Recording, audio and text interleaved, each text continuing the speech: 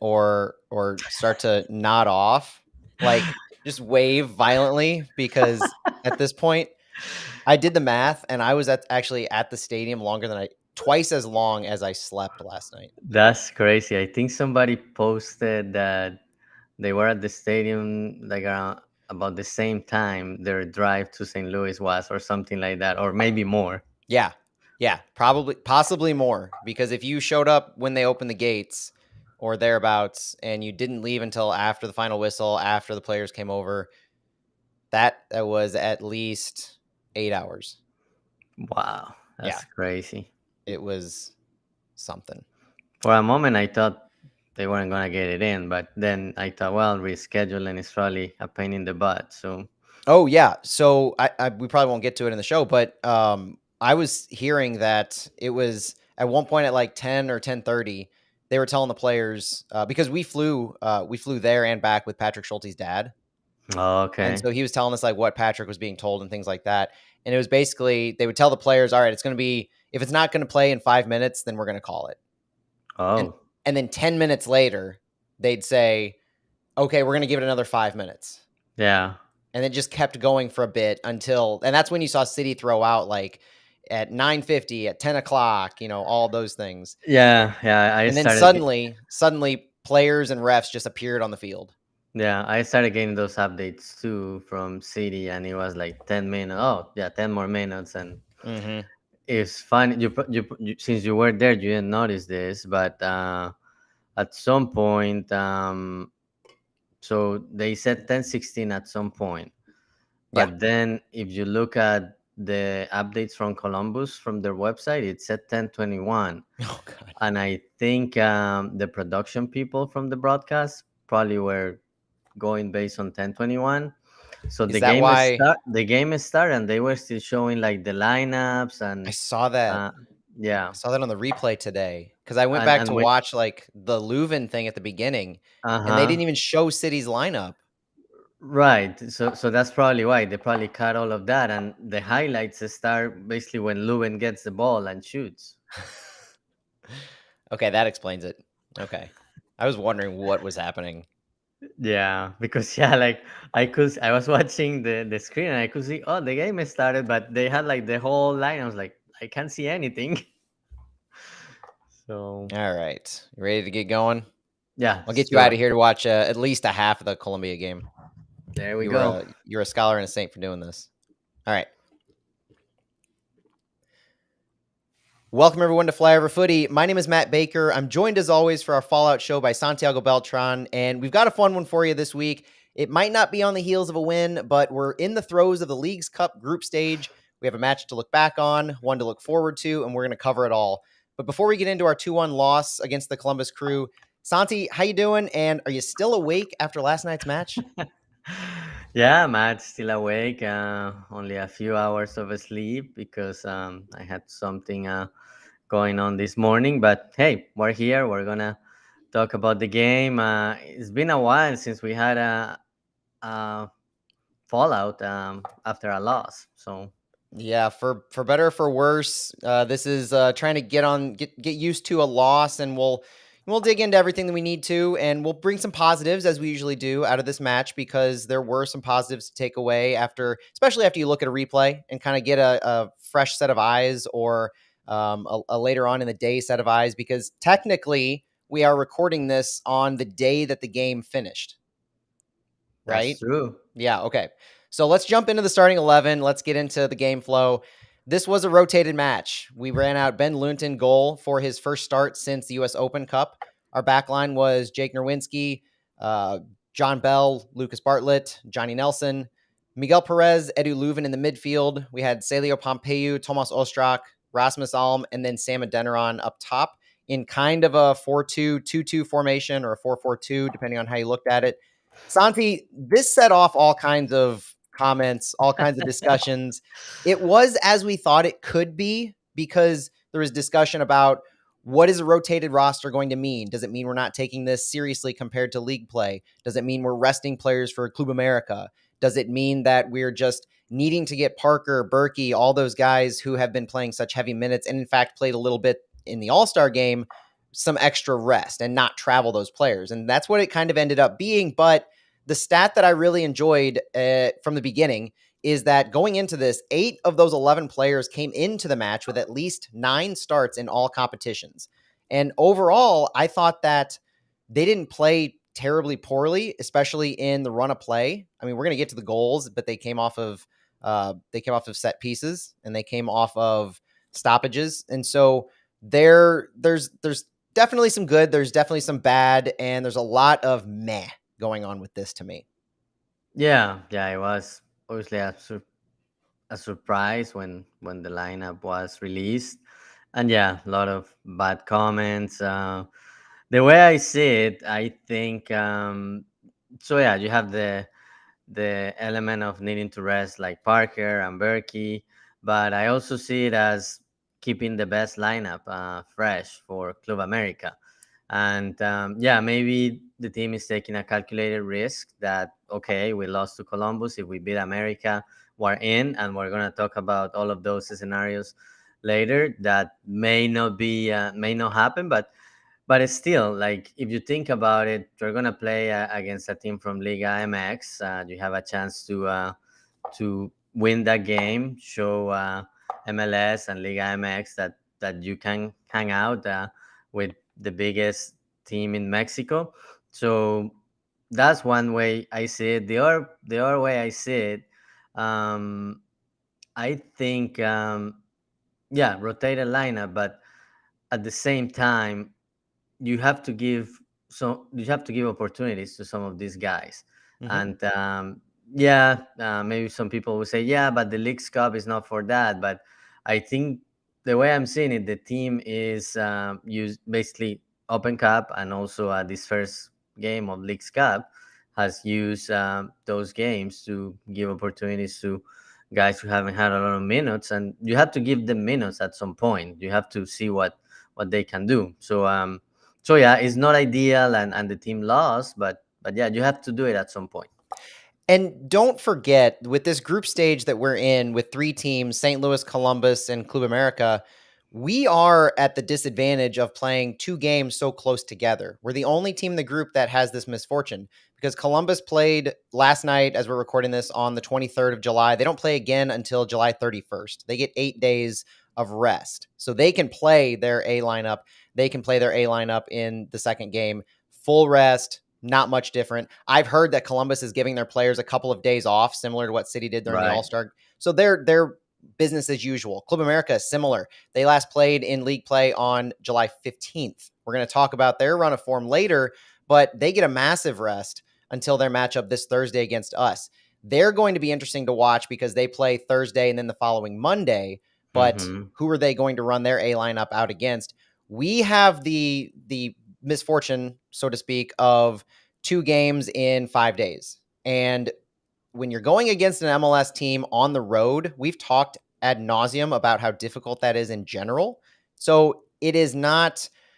I don't think we can fault Bradley Carnell or the staff at all for using that kind of prioritization because it's both a combination of prioritizing the home match, which is the more winnable, just in the concept of away matches in MLS are inherently extremely difficult to win in general, but also the level of competition that we're going to face against Club America, both on the field and the spectacle of it all, is unlike anything we've seen so far. It's bigger globally than Sporting Kansas City. It's bigger globally than Chicago Fire, anything like that, because Club America is the biggest club in Mexico.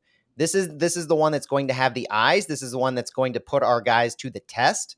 And you want your starting 11, your best 11, to be fresh, to be available, to prioritize that, so to speak. So knowing how midweek matches have gone so far, thinking back to LAFC, thinking back to earlier in the season with US Open Cup, this rotation isn't new. This is following a script, so to speak, that we've started with those other weeks. And we can see the writing on the wall of what we're going to do on Thursday. But that said, I still don't think we performed overly bad, at least as bad as the knee jerk reactions were on Sunday night. No, and actually, the team, the first 10 minutes were really good. Yes. And in my head, I was thinking, this is looking like that game against LAFC, where everybody was so skeptical about the lineup and thought LAFC was gonna run over St. Louis, but this lineup was hanging out with Columbus, and even there were some chances to score. But then basically, yeah, I agree with you. It wasn't a bad performance overall. It's just that the goals from Columbus came basically after City was doing so well. Columbus scored, and then um, 15, 20 minutes later, second goal. But yeah, I like. I don't think it was a bad performance by this group of players. Ben Loon, regardless of what happened on the first goal, also I think have a good performance. I think it took him a while to get there, but yeah, some positives from this game against Columbus. Yeah, and so Bradley Carnell's post-game comments really spoke to that. He did say that we started the game pretty well, nearly got a goal in the first couple of minutes, and then small moments define games, right? So two set pieces, and then we're caught behind the eight ball. And this comes on the heels of the players on both sides. So this wasn't just a City issue, but on both sides dealing with the massive weather delay, the nearly 4 hour, the 3.5+ hour weather delay that saw the players have to adapt to changing circumstances very quickly. So by the ends of the night, they're around 10:30 Central Time, you're looking at the players being told that, okay, we're going to give it 5 more minutes, Mhm. and if we can't go, then we're going to call it. And then 10 minutes go by and the players get another update that we're going to give it another 5 minutes. These are the things that the players were dealing with mentally going into that. So you can't fault either team for starting off a little slow.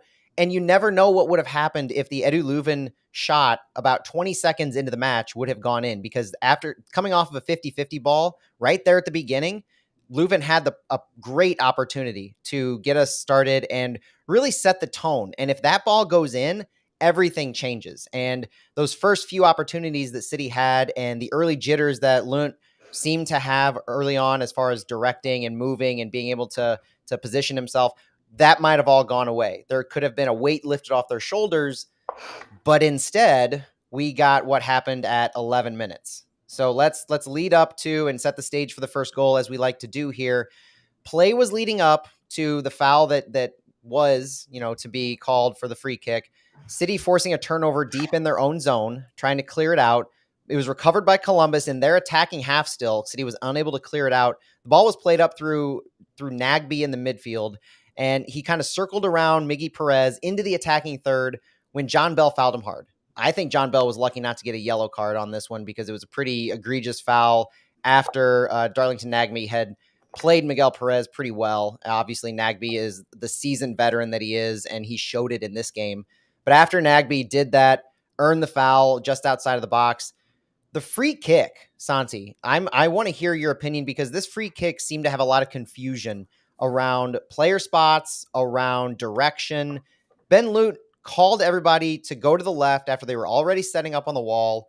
Lucas Bartlett in the middle of the wall in particular really seemed to turn around and just double check a few times to make sure. I don't recall seeing this level of confusion with Roman Berkey directing with Tim Parker out there. So this seemed to be the first real big lack of leadership playing a factor in what was going on with our set piece defenses. There were some thumbs up scenarios by Bartlett if you watch the replays. And then as the whistle blows, Celio Pompeu, who had set himself up on the left side of the goal to defend where Lunt was in the middle, maybe cheating a bit to the right, whistle blows and Celio sprints away from his spot in the goal on the left side to be near the wall. But he was just that. He was near the wall. He left a huge gap between himself and the wall, and he looked so uncomfortable. He looked so uncertain when he arrived in that position. He's looking back. If you watch the replay, and I'm getting a little animated here because I can't believe this happened. He gets to the wall, leaves a gap, and looks back at Ben Lunt as Zelarayan approaches the ball to kick it. And once that happens, we've talked about what a skilled striker can do in that scenario, what Edu Leuven did against Miami the other week, able to make Yep. that adjustment so quick. Zelarayan sees that. He sees that exact hole that he wants on the right side. He sees the gap appear to the wall, and he takes full advantage of it, and suddenly it's 1-0 Columbus. Yeah, I it was very confusing. I had no idea what was going on. Not sure if there was a miscommunication between Celio and Ben Lund. but yeah, when I saw Celio like leaving his spot and going by the wall, but at the same time being very far from it, I I had a feeling something bad was gonna happen. Yeah. And yeah, you cannot give that advantage to somebody like Lucas Celarayan, but yeah, I think there was a miscommunication in that play, because yeah, if Celio was gonna be by the post, the placement Ben Lut had was okay, but once Celio left that spot, I think Ben Lut didn't adjust, and it could be that there wasn't enough time to make that adjustment because just Celarayan went for it right away. Hmm. But yeah, just an unfortunate play. Lack of communication, and a lot of things happened during that play, and yeah, Telarajan basically cash out. And that's what happens when you give that opportunity to that skilled type of a player, that elite talent on Columbus, he's going to make you pay. And an elite talent made us pay in the 29th minute as well. But this run of play kind of was embodying the concept that our midfield was overrun for large majorities of the game. And when our midfield was overrun, it opened up the wings for Columbus. So setting the stage, Columbus's center back, Zawadzki, was playing the ball around 27, 28 minutes, straight up the midfield, carrying the ball, had to have been at least 20 yards himself, passes a few City players, kicks it wide right to Mohamed Farsi, who finds an overlapping Christian Ramirez, both of them playing very close and very tight on the right-hand side. Ramirez ran to the end line with the ball after receiving the pass from Farsi, and then he crossed it down to Cucho Hernandez, who kicks it up in the box, and it just hits Lucas Bartlett's arm. For whatever reason, was the most outstretched arm I've seen of any City player all season. And you have the easy handball call. You have the easy PK decision, and Cucho just buries it to Ben Lutz left. Suddenly the crew are up 2-0, just 29 minutes into it. Yeah, yeah, and I think that was at least during that half, Columbus basically overplayed City. One thing, and we were this was discussed during during flyover footy a little bit. Columbus being like really good with passing. They were so quick, and they didn't really give time to City to press and recover the ball. And Yep. they just were really good at passing, quick passes, and you could see that during the first half, they were basically playing better and created chances, and basically not giving the ball to City. Yeah, the not just in the first half, but especially up until the subs really started to make a difference. This was the worrisome match we thought that Columbus would give us. Short passes, a lot of possession, a lot of moving the ball very intentionally through their midfield, and then opening up space in the channels and especially on the wings. They were very successful after a City attempt at the beginning of the game. And at halftime, we saw the sub that a lot of us were really wanting to see, or at least we saw an entrance of a player we were wanting to see as Jabulu Blom enters the game. And we knew that when we didn't see Blom in the starting lineup, that it was likely he was going to see minutes in the second, and we hoped to see him Thursday. But the move to bring him in for Tomas Ostrak was calculated in the sense that it moved Edu Leuven up to the 10, where he had been Hmm. playing more of a central midfield role in the first half. And this got a lot of this I think organized our midfield very well. It added a Yeah. lot more stability because it took pressure off of Miguel Perez, and it let Jabulu Blom defend and really control the space that he's used to controlling against an Aiden Morris and against a Darlington Nagby. And it really presented itself well, almost too well, because I think the way I was watching it, it gave our backline a little confidence, and almost too much confidence, because in the 53rd minute there was a third goal that was called off due to offsides, but it was just barely offsides. And that that was, I think, the indicator that we're starting to get a little confidence going. They built from the back into Darlington Nagby. Columbus did at midfield. St. Louis was keeping a very high line here around 53 minutes. Nagby caught the ball in transition from Aiden Morris through the middle, made it past Lucas Bartlett, made it past Miguel Perez, and then he found Yaboa on the left side, who then slid it through Christian Ramirez after passing both of our fullbacks. So this was a very we got lucky type of a moment, I think, because Johnny Nelson was very close to keeping Mm-hmm. Yeboah on side. That was if they had gone to VAR, that would have been an interesting call. But thankfully, it didn't work, and St. Louis was able to make some more subs. And then you saw the tactical change really start to go through. You see subs changing everything up as St. Louis brings in Nico Joachini and AZ Jackson for Sam Adeniran, Edu Leuven. Columbus makes some changes. And then at 77 minutes, we bring in Jared Stroud and Indiana Vasilev for Rasmus Alm and Miggy Perez, who themselves had, I believe, off nights, in my opinion. And that's when it all kind of came to be where you get Jared Stroud in, who is just a firecracker unto himself. When you bring him in late in the game, it lets him be just unleashed without having to worry about saving his stamina. And I enjoyed seeing Jared Stroud in this role because it felt like he was running all over the field. And this is how we got into the situation of the Indiana Vasilev corner leading to the one St. Louis goal of the night, where the Crew were possessing the ball from their back. They seemed a little lackadaisical, for lack of a better term. Celio Pompeo and Jared Stroud both swarmed and forced a turnover on City's left-hand side. Stroud quickly recovered it, got it into Nico Joachini in the box where it was cleared. Indiana Vasilev goes for the corner. What did you think of the corner? What did you think of the way that we played in the second half? I think it was a better second half, especially after the subs. As you said, maybe players like Alm and Perez didn't have a great night. And when Stroud and Basilev came in, the team played better. And then the goal, yeah, just Nico.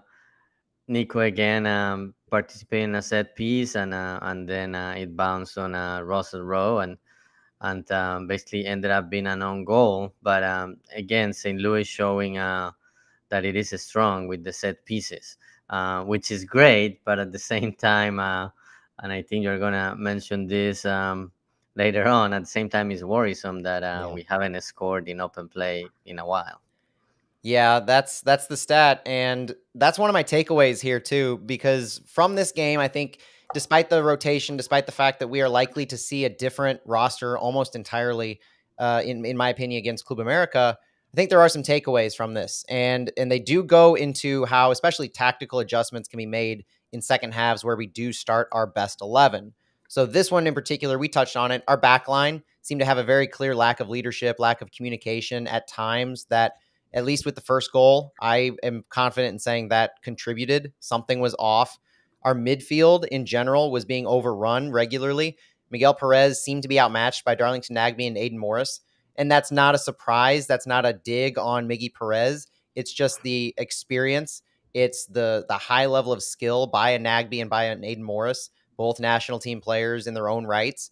And they were so smooth in the midfield that allowed their wings to be opened up. It was textbook to what they had done so well so many times this year. And we weren't able to stop that. That led to a lot of the opportunities for the Columbus Crew. But Ben Lunt, I don't want to go without talking about Ben Lunt, because I'll just say FOTMob gave him an 8.3 out of a 10.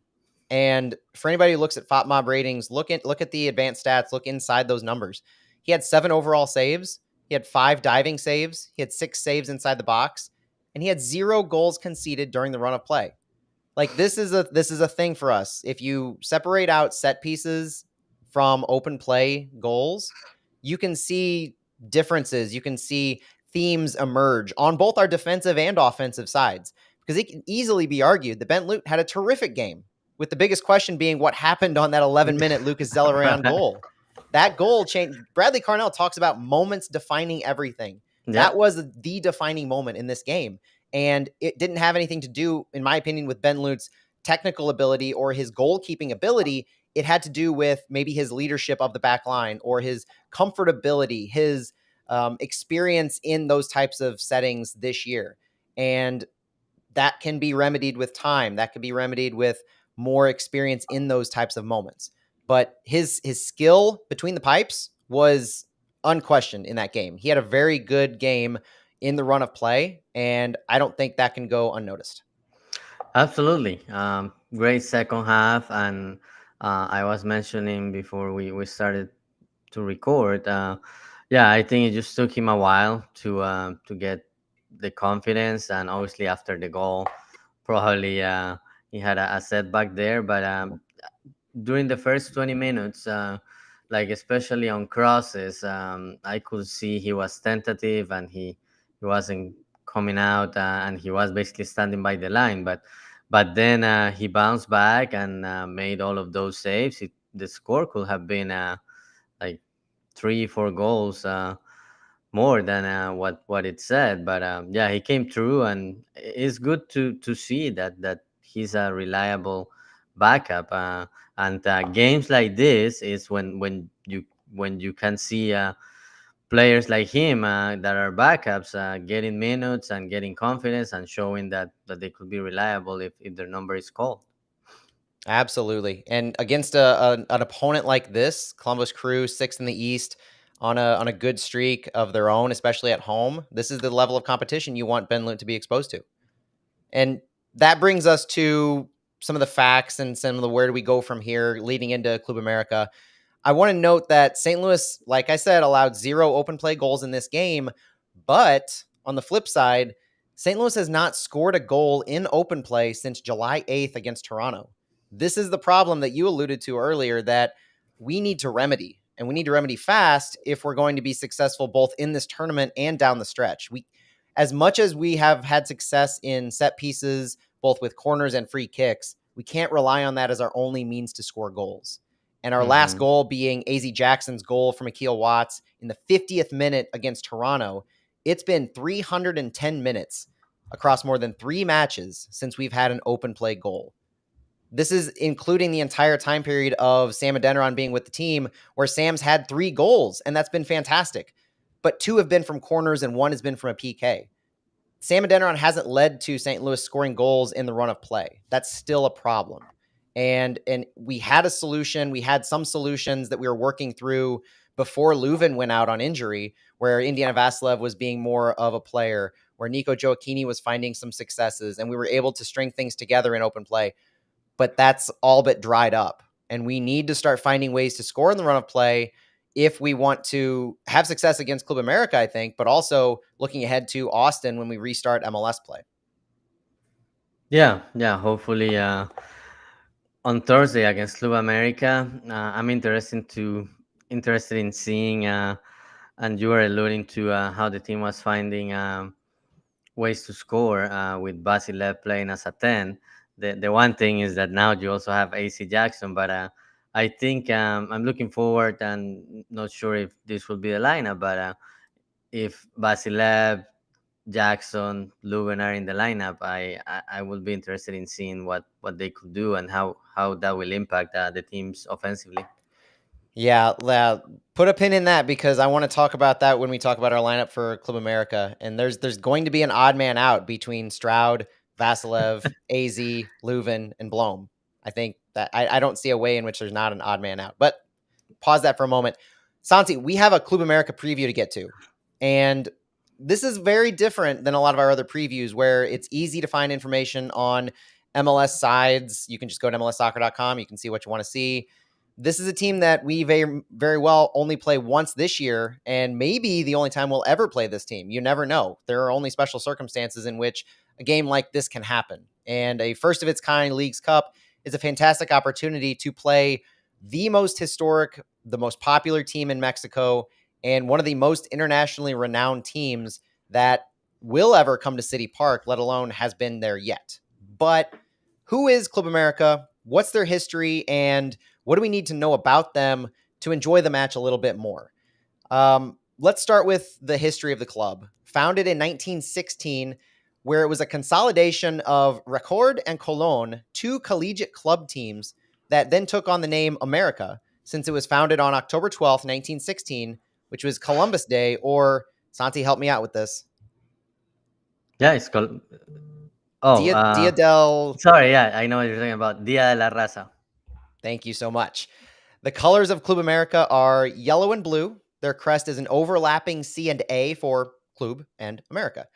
It's only had one massive change. Kind of in the 1920s, the club was briefly renamed Club Union, but reverted back to Club America. And then they added a map of the Americas behind the C and the A, encased it in a football. And so was born the crest that, for the most part, has stayed pretty similar. It's had some changes here and there aesthetically, but not unlike a lot of the big European teams we're familiar with. They've kept that aesthetic mostly the same. Yeah, sorry. Well, it's also called Dia de la Raza, but what you were alluding to was Dia del Descubrimiento de América, which basically is when America was discovered by Christopher Columbus. Perfect. I knew there was an America in there somewhere. I, Sorry I about that. I am not confident enough in my Spanish to attempt that word, and I don't want that to be on record. I'm leaving that one up to you and your capable linguistic abilities. Thank you so much for that. So in 1942, then fast forward a little bit, the first Mexican National League was formed, Liga Mayor. During this time, America's intense rivalry with Club Deportivo Guadalajara, Chivas, was born. Their Chivas is their biggest rival, and Chivas playing Sporting Kansas City in their next is kind of poetic in that way. The current format for Club America's league play, Liga MX or Liga MX, uses a split season system. So if you compare it to a European system that goes fall to spring, you compare it to MLS that goes spring to fall. The current format being split starts with an apertura running from July to December and a clausura running from January to May. It's basically split season. There's a champion of each. And Yep. then at the end of the season, the campeón de campeones is crowned in a match between the two winners. Anything to add about the format, Santi? No, that's the way a lot of leagues are played in South America and Latin America. Um, but yeah, it's just different, and even with two tournaments, they still do playoffs and like 8 teams qualified. I think they recently inserted something similar to what the NBA does with those playing games. Well, actually, the MLS is gonna do that too this year with 8 and 9 playing for a spot in the conference quarterfinals. But yeah, they even with two tournaments, they have time to do playing game, quarterfinals, semifinals, and it's a away and away match. It's not single elimination. You play two games, and each team hosts a game, and then whoever gets the most points advances. But yeah, that Mexico has been doing that format for a while. So we talk about fixture congestion for us. That sounds intense for them. Yeah, and they also have something similar to the U.S. Open Cup, but somehow they manage it. And Club America is probably the perfect club that we can discuss a lot of those tournaments because they've been so successful. And where have they been successful? Probably the most famous stadium in all of Mexico. Their home since 1966 is the Estadio Azteca in Mexico City, also home to Cruz Azul and the Mexican national team with a capacity of 87,523. But they've held as many, and this is a record that I saw, 132,247 for a boxing match in 1993. If you can picture how small a boxing ring is, I can't imagine fitting that many people into the Estadio Azteca, but that would be quite a sight and quite an experience. But Santi, the success of Club America, in addition to being what I've read up on as universally known, the most popular and the most hated club in Mexico, depending on who you Yeah. ask, I think of Arsenal in this regard because in Europe, I know there's a lot of passionate Arsenal fans, there's a lot of passionate Gunners, but there's also a lot of passionate hate for the club. And when you're successful, that draws hate if you're not a supporter of the club. America is the most decorated club in Mexico. 13 league titles, 6 Copa Mexico championships, 6 Campeón de Campeones cups. They're record holders for the most league and cup titles, and they trail Chivas by just one Campeón de Campeones cups. They've also won 7 CONCACAF Champions League titles, 5 of them while it was known as the Champions Cup. They've got a CONCACAF Giants Cup, 2 Copa Interamericanes, an old North and South America club Yep. contest that existed. I probably butchered that word because I just went for it. Yeah, But Interamericana. thank you so much. Appreciate that. Their most recent success is the 2018 Apertura and the 2019 Clausura, with the 2019 Campeón de Campeones title being theirs as well. So it's been a few years since they've really found success, and that probably explains why they're coming to St. Louis with a first-year manager in Andre Jardin, who took over for the club just a month ago on June 16th, 2023. He's just the third Brazilian manager for Club America, and this is kind of a big deal, having a brand new coach, brand new manager for such a historic team, and their entrance to St. Louis being hot off the heels of his hire. this has got to be a highly visible thing for them as well. Yeah, it's gonna be a big test for Andre Jardine. He won the gold medal with Brazil in the last Olympics, so he's That's a right. high profile coach. The one thing that is not gonna be in his favor is that the season for Liga MX just started, and Club America has only played 2 games. It was supposed to be three up to this point, but their Mhm. second game they had a schedule got postponed due to an issue with the grass at the stadium where they were gonna play. So have only played 2 games. The last one was on July 15. So they are coming to St. Louis with a few days between games. Yeah, and this is going to be as much of a test for them as it is for us. Santi, they've got some interesting players to watch for, and they've been a player in the transfer market as well. So knowing that they led last year, they led Liga MX with 74 goals. They've bolstered their attack. So we know the history. We've got an idea of who Club America are coming into this, kind of what the stakes are of such a recognized club.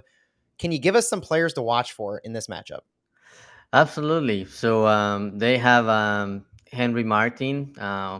He has been with the club since 2018. He plays for the Mexican national team. You mentioned that they also move in the transfer market before this season. So they got a couple of players. Kevin Alvarez. They paid 10 million to Pachuca to get Kevin Alvarez. He's a 24-year-old. Plays as a right back, and he also plays for the Mexican national team. This one I'm really excited about, and I guess I'm biased because he's Colombian, Yep. but also has a great story. Julian Quiñones, he was also acquired for over $9 million, and he did great with Atlas, and he has been doing great in Liga MX. It's a great story. If you have a chance to check how he got to Mexico, it's a really nice story. Basically, long story short, I'm gonna say it.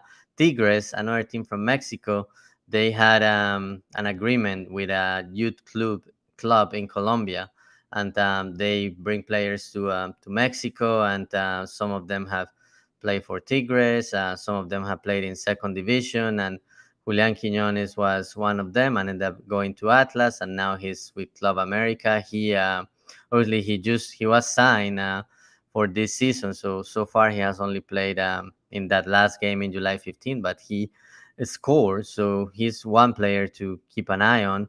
And they also have Jonathan Dos Santos, known for playing in the Mexican national team.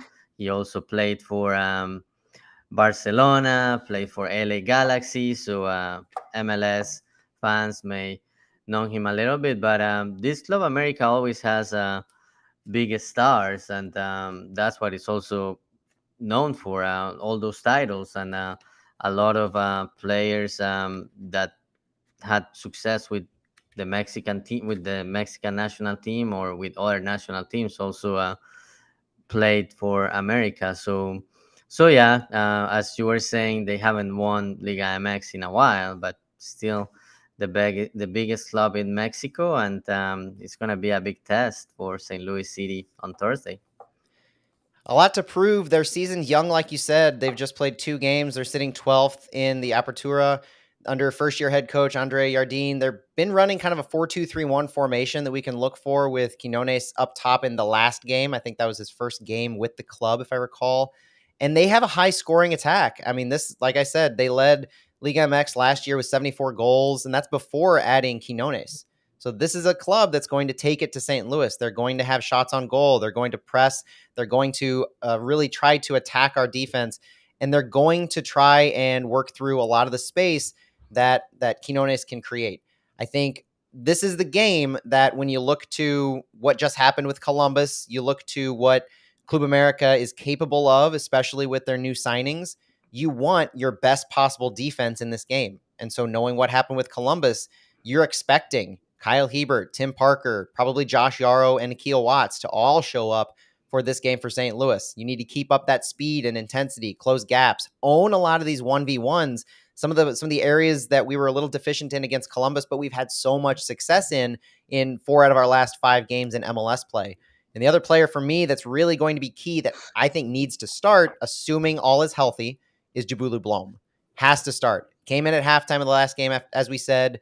He showed himself capable again in the second half. No injury concerns we know of. Is our most successful midfielder, the one who owns and is our single pivot that dominates a lot of the midfield action. He can create turnovers. He can attack in 1v1s, and he's a game changer both on and off the ball. In addition to that, I think it's going to be interesting. Let's circle back now, like I said, Stroud, AZ, Vasilev, Leuven. You have an abundance of in-form attackers, assuming Leuven is able to go now because 60 minutes with just a few days rest now. He's the biggest question mark.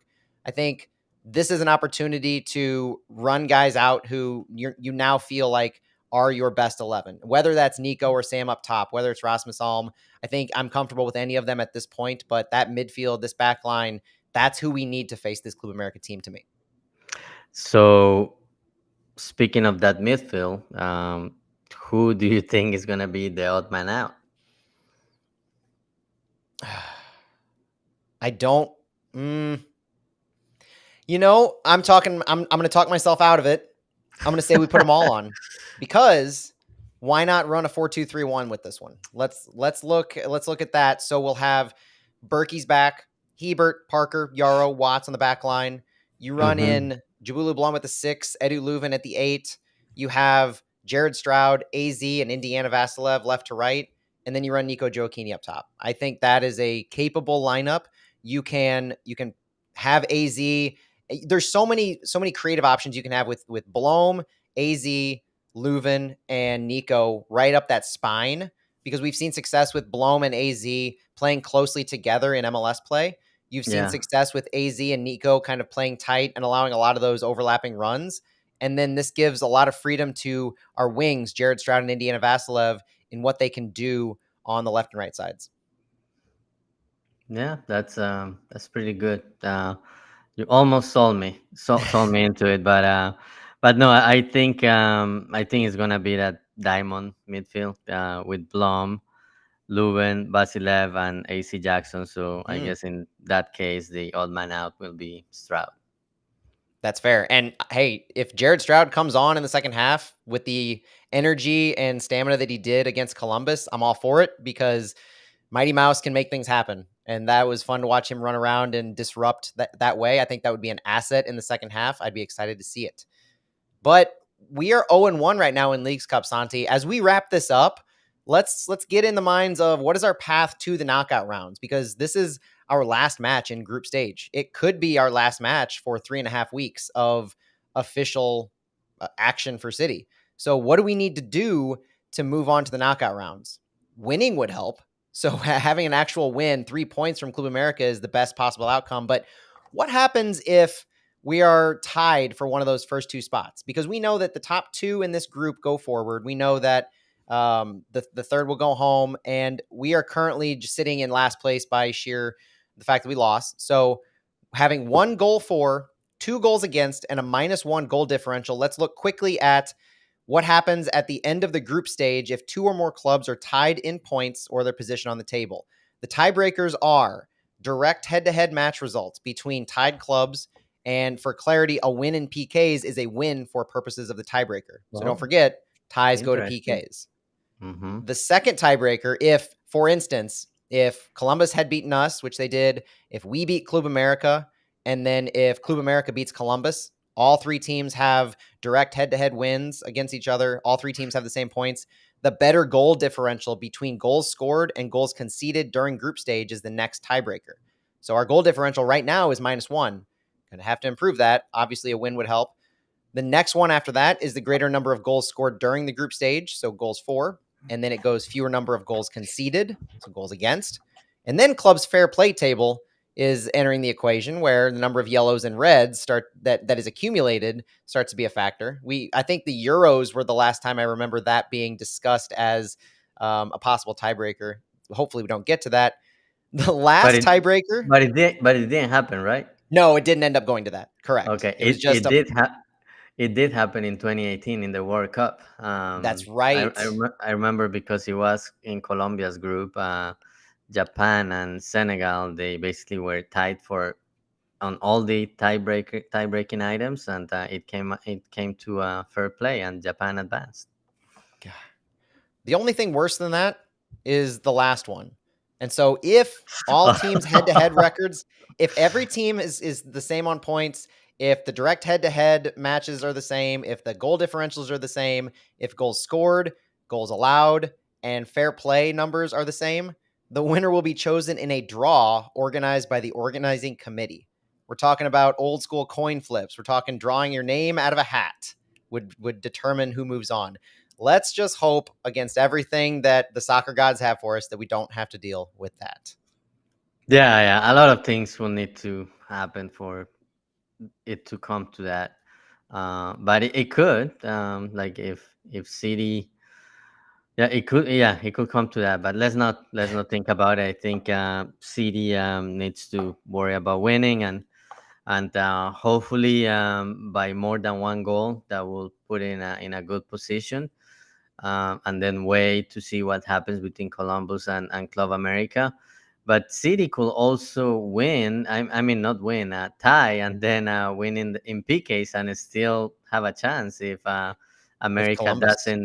doesn't beat Columbus, That's right. or if they tie and they don't win in penalty kicks. So, but yeah, I think City just needs to worry about winning the game and basically putting the best 11 there to win at City Park and hopefully get a chance to get another Leagues Cup game.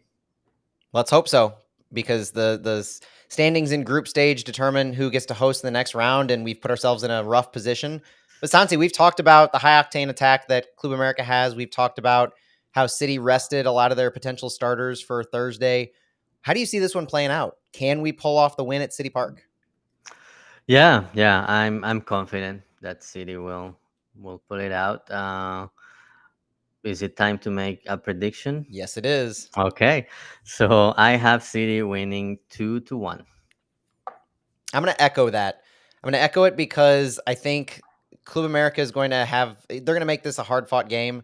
The goals are going to be hard to come by, but both teams are very talented. And you talked about the transfer fees for some of those players, for Alvarez and for Quinones, $9 and $10 million. These are elite talents that Club America has brought in to bolster their offense and defense.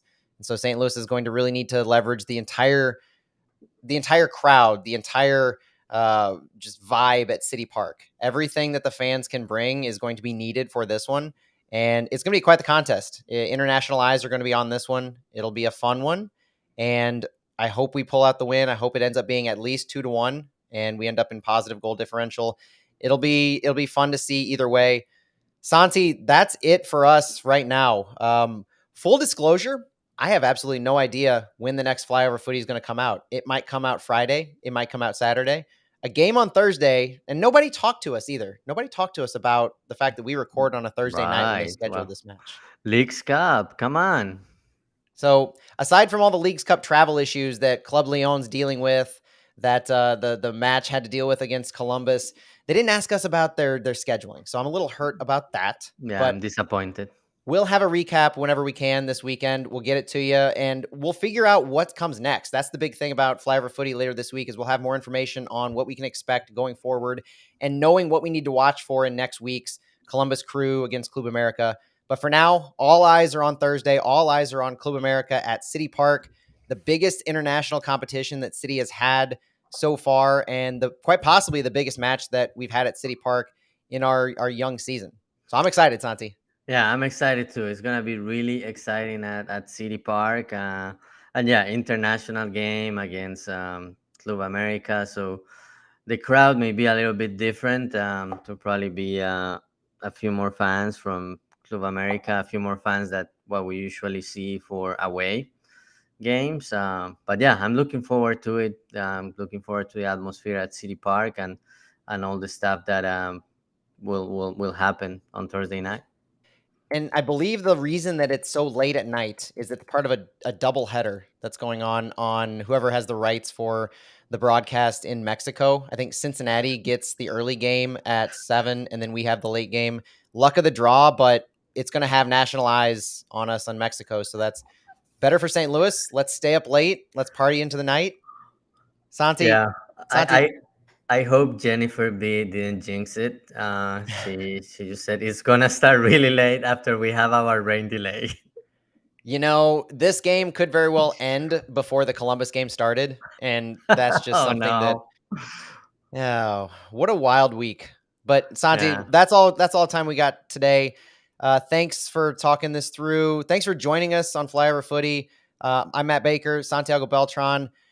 Have a great week. Enjoy the match on Thursday and go City. vamos City.